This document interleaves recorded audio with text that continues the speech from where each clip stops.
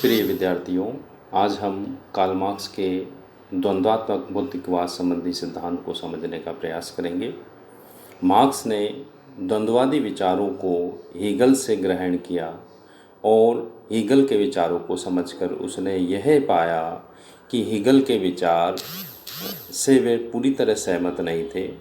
जहाँ हीगल यह मानते थे कि द्वंद्व के पीछे विचार ही प्रधान होते हैं, वहाँ मार्क्स ने द्वंद्व के भौतिकतावाद को ज़्यादा महत्व दिया। उन्होंने कहा भौतिक पदार्थ ही हमारे विचारों को बदलते हैं, किसी भी द्वंद्व के पीछे हमारे भौतिक विचार ही ज़्यादा महत्वपूर्ण होते हैं।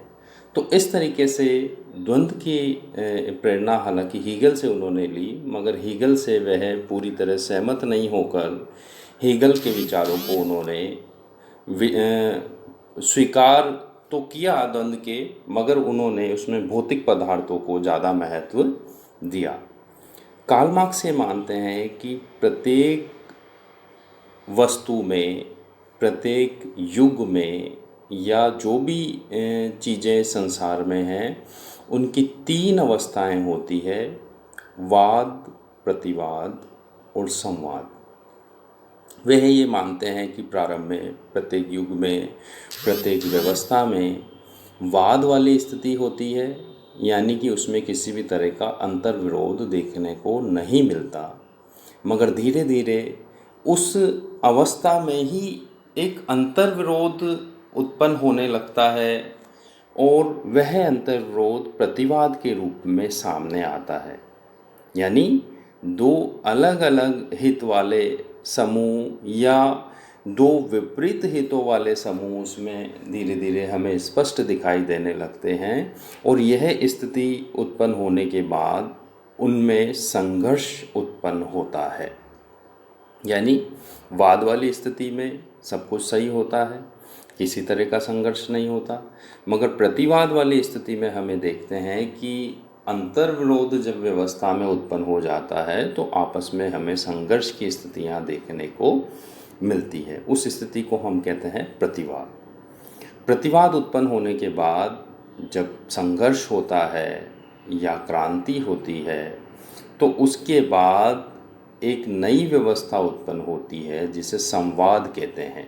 यानी संघर्ष निपटने के बाद एक नई व्यवस्था को संघर्ष जन्म देता है, जिसमें किसी भी तरह का अंतर्विरोध नहीं होता।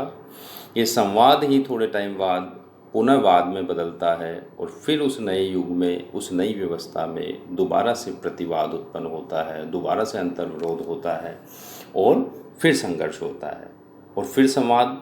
यानी कि कहने का तात्पर्य ये है कि युग परिवर्तन या किसी भी अवस्था में परिवर्तन के लिए वाद, प्रतिवाद और संवाद की स्थितियों से ही गुजरा जाता है। अब हम मार्क्स के द्वंद्वात्मक भौतिकवाद सिद्धांत की विशेषताओं को समझने का प्रयास करेंगे। देखिए, कार्ल मार्क्स ये मानते हैं कि जो भी पदार्थ है वो चेतना की उपज नहीं है, बल्कि चेतना स्वयं पदार्थ की ही सर्वश्रेष्ठ उपज है। यानी वो ये कहते हैं कि चेतना से पदार्थ उत्पन्न नहीं होता, बल्कि हम पदार्थ किसी भी चेतना को जन्म देती है। यानी कि यहाँ पदार्थ को वो महत्वपूर्ण मानते हैं। तो उनकी पहली विशेषताओं को अब हम अगर बिंदुवार पढ़ने की प्रयास करें या समझने का प्रयास करें, तो मार्क्स ये मानते हैं कि प्रत्येक वस्तु गतिशील है। मार्क्स की जो पहली विशेषता इस सिद्धांत की हम मान सकते हैं वो ये है कि संसार की प्रत्येक वस्तु जो भी है सभी गतिशील होती है। यानी संसार में कुछ भी स्थायी नहीं है, सब कुछ अस्थायी है, सब कुछ गतिशील है, सब कुछ परिवर्तनशील है और उनको बदलना ही है। यानी एक अवस्था से दूसरी अवस्था में उनको जाना ही होता है। कोई भी पदार्थ निष्क्रिय नहीं होता, सभी पदार्थ सक्रिय होते हैं। दूसरी विशेषता जो कार्ल मार्क्स के सिद्धांत की है वो ये कहते हैं कि विकास हमेशा अंतर्विरोध और मतभेदों के कारण होता है। यानी वस्तु में जो अंतर्विरोध है, व्यवस्था में जो अंतर्विरोध और मतभेद है, उसके कारण संघर्ष होगा और संघर्ष के कारण ही एक नई व्यवस्था जन्म लेगी जो विकास को के लिए जिम्मेदार है या विकास उसके माध्यम से होता है। तीसरी विशेषता कार्ल मार्क्स बताते हैं कि पदार्थ विश्व का मूल है और वास्तविक है।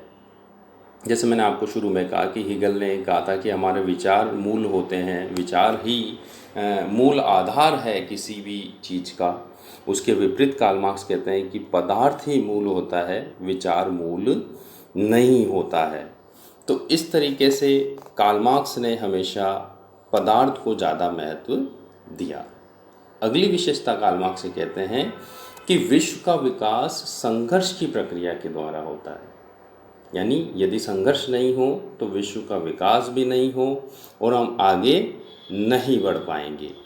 तो ऐसी स्थिति में वो ये कहते हैं कि व्यवस्थाओं में जो विकास है उस विकास का मूल आधार संघर्ष है और ये संघर्ष भीतर रूप में भी होता है और बाहरी रूप में भी होता है, यानी दोनों स्तर पर संघर्ष हमें देखने को मिलता है। अगली विशेषता के रूप में कार्ल मार्क्स ये कहते हैं कि विकास एक सीधी रेखा के रूप में नहीं होकर टेढ़े मेढ़े रास्तों के द्वारा विकास होता है। एक सर्पिल स्पाइरल, जिसे हम सीधे सरल शब्दों में स्पाइरल या सर्पिल भी कह सकते हैं, तो उस तरीके से विकास होता है। विकास एक सीधी रेखा की जैसे नहीं होता, बल्कि विकास टेढ़े मेढ़े रास्तों से होकर गुजरता है। और ये टेढ़े मेढ़े रास्तों से होकर इसलिए गुजरता है क्योंकि विकास संघर्ष के कारण होता है। कार्ल मार्क्स हमेशा ये मानते हैं कि विकास का मूल आधार संघर्ष है। व्यवस्थाओं में संघर्ष होता है, वाद में प्रतिवाद उत्पन्न होता है और वो संघर्ष को जन्म देता है। इसलिए विकास हमेशा टेढ़े मेढ़े और सर्पिल रास्तों के द्वारा ही होता है। जैसे कि वो पूंजीवाद का एक उदाहरण भी हम यहाँ पे उनके द्वारा दिया गया रख सकते हैं कि पूंजीवादी व्यवस्था में मालिक और मजदूर हमेशा एक दूसरे के साथ रहकर कार्य करते हैं, मगर उनके हित एक दूसरे के विरुद्ध होते हैं और धीरे धीरे ये है हित छोटी मोटे संघर्ष से लेकर क्रांति तक को जन्म देते हैं और एक क्रांति व्यवस्था को परिवर्तित करती है और फिर हम एक नए युग में आ जाते हैं, यानी कि समाज आगे बढ़ता है, समाज में विकास होता है। अगली विशेषता के रूप में कार्ल मार्क्स से मानते हैं कि द्वंद्वात्मक भौतिकवाद में जो द्वंद्व है उसका मूल आधार आर्थिक तत्व है। यानी हमारी जो संसार है, विश्व के समस्त जो पदार्थ है, उनको जो नियंत्रित करने वाली शक्ति है वो आर्थिक होती है, अर्थव्यवस्था होती है। यानी अर्थव्यवस्था ही समाज का आधार है। सरल शब्दों में मैं कहूँ तो मार्क्स ये मानते हैं कि अर्थव्यवस्था ही समाज का आधार है और अर्थ के चारों ओर ही ये संसार और हमारी व्यवस्थाएं घूमती है। जैसी अर्थव्यवस्था होगी वैसे ही हमारे उत्पादन की विधियां होगी, वैसे ही हमारे उत्पादन के संबंध होंगे और वैसे ही हमारे उत्पादन की शक्तियां होगी। जैसे हर युग में अपनी अपनी उत्पादन की विधियां होती है। हम जानते हैं कि कृषक युग में हम उत्पादन की विधियों को देखें तो कृषि कार्य प्रधान था, उत्पादन के संबंध कृषक और सामंत और कृषकों के बीच में थे। तो इसी तरह से हम इस चीज़ को आगे भी समझ सकते हैं। तो कुल मिला के कहने का मतलब ये है, कार्ल मार्क्स के सिद्धांतों की विशेषताओं को हम समझने के बाद, कि मार्क्स ने इन विचारों को, द्वंद्व के विचारों को हीगल से ग्रहण किया था, किंतु हीगल के द्वंद्व में विचारों को प्रधान मानने वाली बात को उन्होंने स्वीकार न करके उन्होंने कहा कि संसार में भौतिक पदार्थ ही महत्वपूर्ण होता है। द्वंद्व के लिए भौतिकवादी व्यवस्थाएं जिम्मेदार है, अर्थव्यवस्था समाज में महत्वपूर्ण होती है और हर व्यवस्था में सब प्रारंभ में वाद वाली स्थिति होती है, मगर धीरे धीरे प्रतिवाद व्यवस्थाओं में उत्पन्न होता है। प्रतिवाद के कारण फिर संघर्ष होता है। ये संघर्ष छुटपुट संघर्ष से लेकर धीरे धीरे क्रांति में बदल जाता है और एक क्रांति व्यवस्था परिवर्तन करती है और दोबारा से संवाद उत्पन्न होता है। मगर कुछ वर्षों तक संवाद की स्थिति रहने के बाद फिर संवाद वाद में बदलता है और फिर पुनः ये संघर्ष प्रारंभ हो जाता है। तो इस तरीके से कार्ल मार्क्स के विचारों को आज हमने समझने की कोशिश की। आपके अगर कोई भी प्रश्न है तो आप पूछ सकते हैं। धन्यवाद।